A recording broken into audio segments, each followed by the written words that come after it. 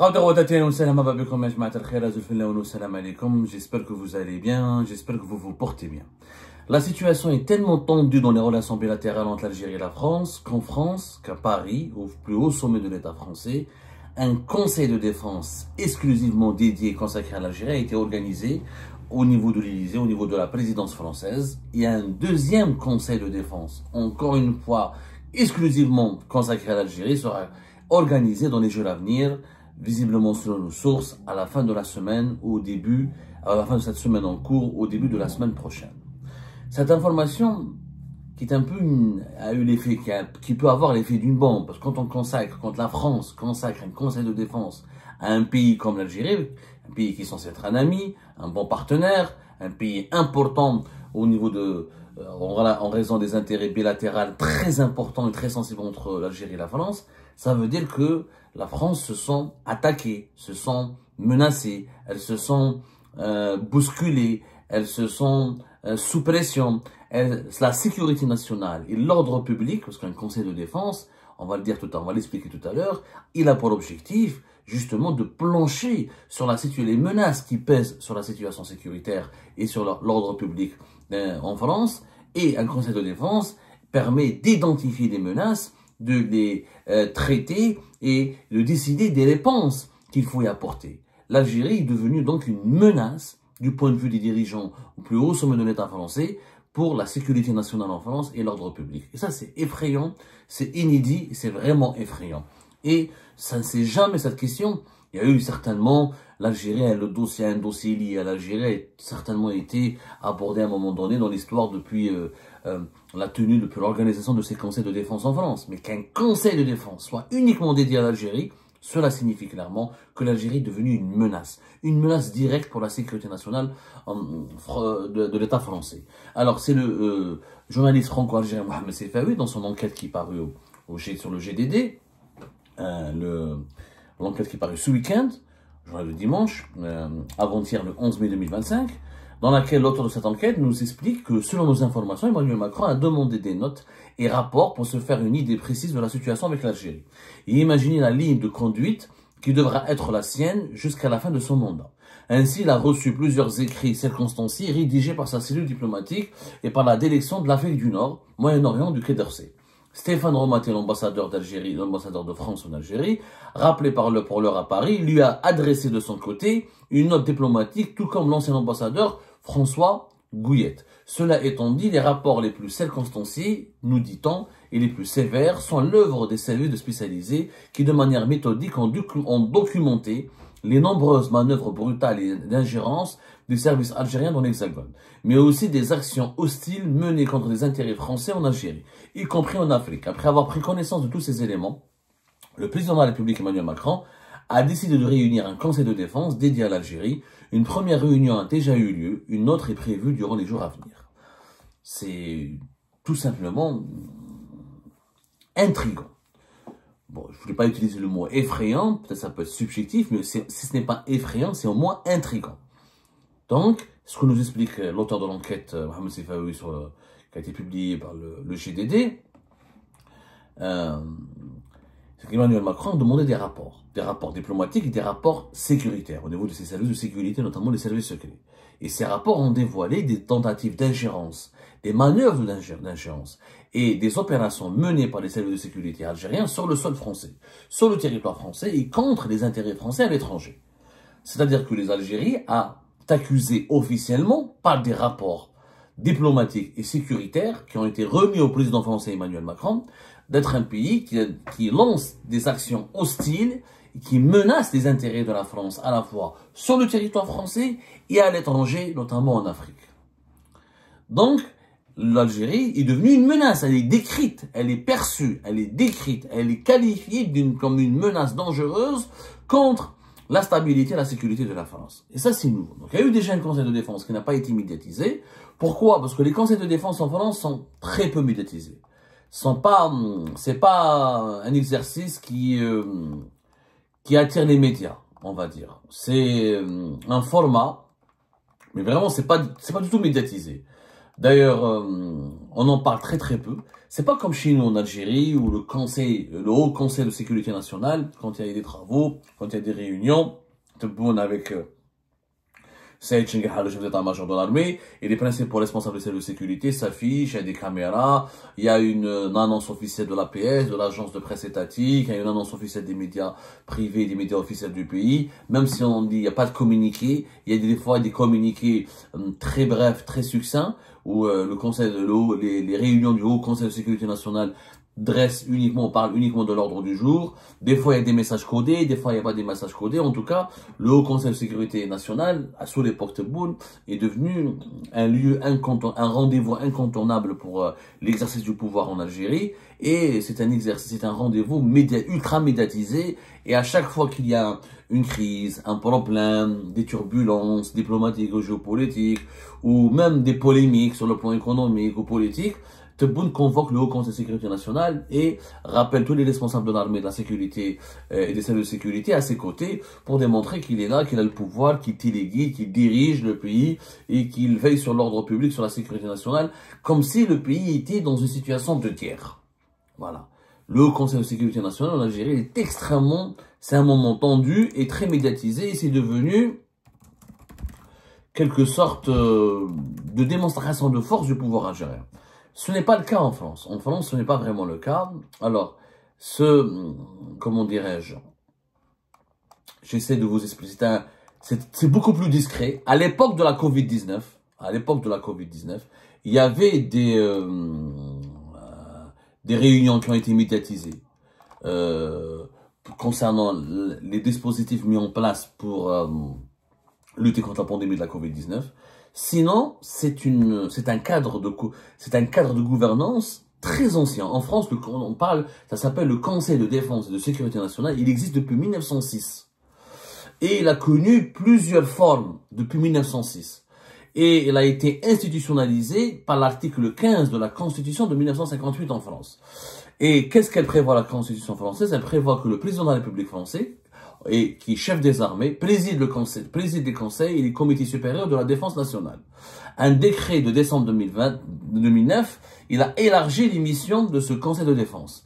Alors, il y a une orientation. Les conseils de défense et de sécurité nationale travaillent sur les orientations en matière de programmation militaire, en termes des opérations extérieures menées par la France, en termes des opérations de renseignement, mais aussi ils traitent des problématiques de sécurité intérieure, économique, énergétique, et sa mission est de faire face à des crises majeures, depuis l'attentat de Nice du 14 juillet 2016, le Conseil de défense en France est devenu hebdomadaire. À cause de la menace terroriste, le président français depuis 2016, Emmanuel Macron notamment, à l'époque c'était même pas Emmanuel Macron, c'était le socialiste, j'ai oublié son nom, c'est le prédécesseur d'Emmanuel Macron, il organisait de façon hebdomadaire le Conseil de défense et de sécurité nationale pour faire face aux menaces terroristes. Parce que la France était, entre 2016 et 2015, a eu une série d'attentats extrêmement meurtriers. Donc, il fallait que l'État français trouve des réponses rapides, urgentes et efficaces à la menace terroriste. Ensuite, donc il est devenu hebdomadaire. En France, il est encadré. Qui participe à ce Conseil de défense et de sécurité nationale? Vous avez le chef de l'État, le Premier ministre, le ministre de la Défense, le ministre de l'Intérieur, le ministre chargé de l'économie, le ministre chargé du budget, le ministre des Affaires étrangères. Tous ces gens-là sont réunis autour du chef de l'État pour étudier les menaces. Donc il n'y a pas que les militaires. C'est beaucoup plus les civils que les militaires. Alors dans le Haut Conseil de sécurité nationale en Algérie, c'est le chef d'état-major, c'est les directeurs, c'est le patron de la gendarmerie, de la police, c'est les chefs des services secrets et quelques membres du gouvernement comme le Premier ministre ou là le ministre de l'Intérieur ou là des fois le ministre des Affaires étrangères. Mais, contrairement à l'Algérie, le Conseil de défense et de sécurité nationale n'a pas une composante militaire. Les militaires ne sont pas invités autour de la table. Il y a le ministre de la Défense nationale qui est un civil. C'est lui qui se charge de la coopération et des relations avec les armées françaises. Donc, c'est très différent du Haut Conseil de sécurité en Algérie. Par contre, le Conseil de défense et de sécurité nationale en France, il a deux déclinaisons. il a deux autres entités qui sont, on appelle ça le Conseil de défense sanitaire, qui a été institué pour la pandémie de la Covid-19, le Conseil de défense écologique. Ensuite, il y a le Conseil national du renseignement, qui lui rassemble le chef de l'État, le président français, le Premier ministre, les ministres, les directeurs des services de renseignement, ainsi que le coordinateur national du renseignement. En France, ils ont un poste qui s'appelle le coordonnateur national du renseignement. Donc c'est lui qui fait la coordination, si vous voulez, et qui représente l'ensemble des services de renseignement français auprès de la présidence française. Et vous avez le Conseil de l'armement nucléaire. Là, c'est beaucoup plus compliqué, c'est beaucoup plus sensible. C'est comme la France est une puissance nucléaire importante, donc elle a un cadre de rencontre précis qui parle de l'utilisation et de l'arme nucléaire et de ses usages et de ses applications militaires aux civils. Donc, c'est extrêmement encadré en France. Vraiment encadré. C'est un exercice du pouvoir qui est opérationnel et qui est convoqué. Le Conseil national de défense en France est régulièrement convoqué quand il y a une véritable menace. Alors, il y a eu déjà une première réunion, comme l'a promis Mohamed Sefayoud dans le GDD. Il y aura une prochaine réunion. Cela signifie quoi, encore une fois? Cela signifie qu'il y a des rapports très précis, très détaillés, à travers lesquels les services de sécurité français alertent le gouvernement et la présidence et leur président de la République sur le niveau alarmant, et effrayant. On peut dire le mot effrayant parce qu'on parle d'opération quand même musclée, de barbouzerie sur le territoire français, à savoir agresser des opposants algériens, les kidnapper, les séquestrer, les menacer. Il n'y a pas que les opposants.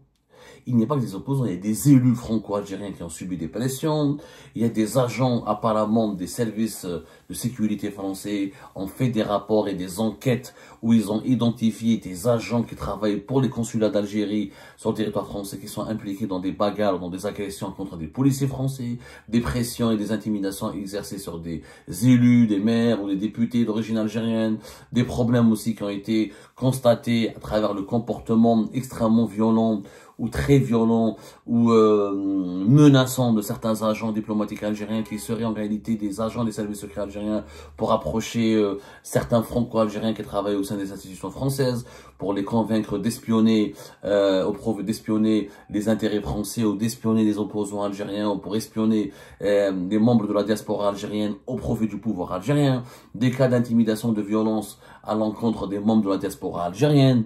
Donc, il y a une série de rapports qui ont été établis par les services de sécurité français, notamment les services de renseignement, et qui ont sonné l'alerte et qui ont tiré la sonnette d'alarme.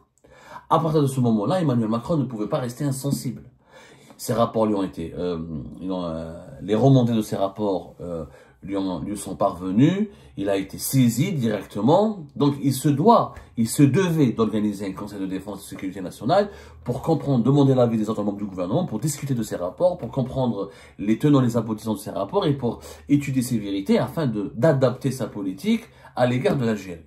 L'Algérie a fait énormément, selon en tout cas ces rapports sécuritaires français, d'ingérence sur le territoire français. Ces ingérences ont franchi une certaine ligne rouge.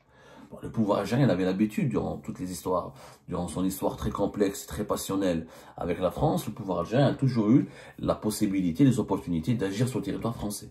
Et auparavant, il y avait du lobbying, il y avait des pressions, mais qui étaient relativisées, qui étaient limitées. C'était des approches beaucoup plus pacifiques et des approches beaucoup plus intelligentes et qui étaient axées davantage sur la manipulation et la négociation.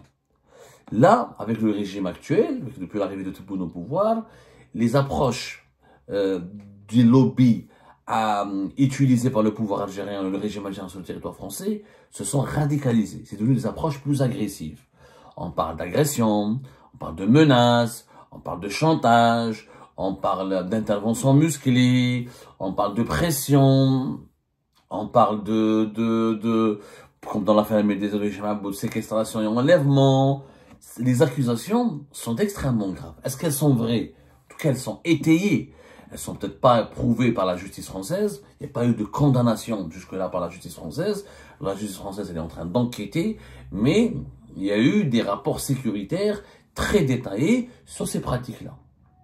Ou même des membres de la diaspora algérienne en France, qui ne sont pas politisés, qui sont plus français qu'algériens, c'est des franco-algériens, mais qui n'ont pas d'activité politique liée à l'Algérie, subissent des pressions pour qu'on les obligeait à faire campagne pour l'Algérie, pour ses intérêts, à reproduire la propagande des autorités algériennes sur le sol français. Les opposants et les pressions qu'ils subissent, je n'en parle pas. Je n'en parle pas. Là, c'est l'espionnage, c'est des agressions, c'est des menaces, c'est des opérations musclées qui ont été décrites par le GDD, par plusieurs médias français, Marianne, L'Express, etc., et par plusieurs révélations qui ont été faites récemment. C'est alarmant. Face à ce qui est en train de se dire, les autorités algériennes, toujours le silence. Elles adoptent le silence. Pas de démenti, pas de réaction, pas de commentaires. Au contraire, quand elles réagissent avec encore plus de violence, puisqu'elles veulent expulser les agents diplomatiques français, elles veulent nuire encore davantage aux intérêts diplomatiques français, et elles veulent encore aggraver le bras de fer, et muscler leur bras de fer avec la France. Ça signifie quoi? Ça signifie que ces révélations inquiètent. Ça signifie que les autorités algériennes sont particulièrement remontées contre les autorités françaises, qui ne veulent plus les laisser faire, qui ne veulent plus autoriser, ni se taire, ni laisser faire ces opérations musclées et violentes sur le sol français. Il y a une grande zone d'ombre. Qu'est-ce qui se passe qu'est-ce qui s'est passé de 2020, notamment de 2021 jusqu'à 2024 entre l'Algérie et la France? On a l'impression que des lobbies, des cercles pro-pouvoir algériens se sont comportés de façon totalement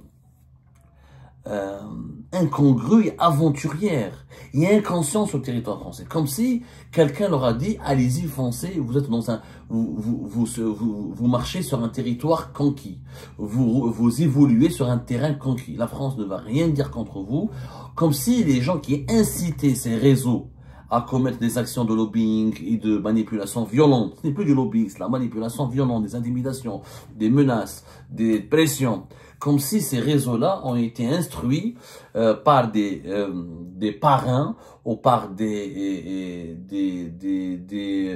agents traitants qui les assuraient qu'ils seront protégés, qu'ils ne risquent rien, et que les autorités françaises, quelque part, sont aussi du côté du pouvoir algérien et qu'elles auraient approuvé l'organisation sur le territoire français de ce genre d'actions de manipulation et de pression et d'intimidation et de menaces. Ce qui est inconcevable. La France est un pays souverain, il y a des droits de l'homme, il y a la justice, c'est un pays civilisé. Elle ne pourrait pas accepter que des personnes se fassent taper, se fassent tabasser, menacer, kidnapper, agresser, qu'elles subissent des pressions, du chantage. Là, il y a eu une approche extrêmement musclée, extrêmement agressive, qui s'explique d'ailleurs par la volonté du pouvoir algérien d'étouffer le hirak de la diaspora. Parce que quand le hirak en Algérie a été étouffé en 2021, en 2022, il s'est poursuivi au cours de la diaspora algérienne. Et en 2023, en 2024, les réseaux politiques les plus hostiles aux autorités algériennes, au régime algérien, les plus engagés en faveur du changement démocratique en Algérie, et les mouvements d'opposition algériens les plus virulents contre le régime algérien se trouvent en France.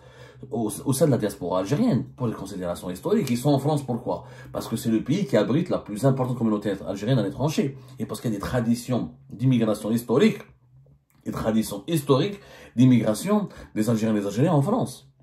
Donc, c'est important. Quand on veut militer en faveur de l'Algérie, c'est important d'être à Paris ou en France.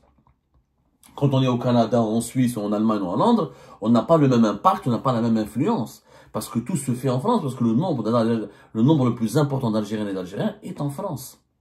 Et que la communauté, elle est puissante et elle est importante parce qu'elle est localisée en France. Parce qu'elle est localisée depuis des années, elle est enracinée en France. Et qu'il y a des rapports historiques profonds entre la France et l'Algérie.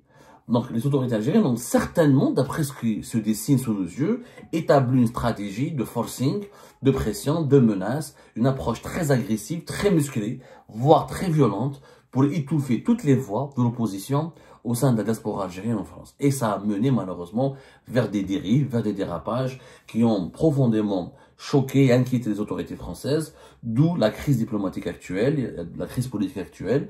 Il n'y a pas que le Maroc ou la question de Bruno Retailleau, etc. C'est que les autorités françaises aujourd'hui ne veulent plus que la France serve de champ de bataille ou de théâtre des opérations musclées et violentes du pouvoir algérien contre ses opposants.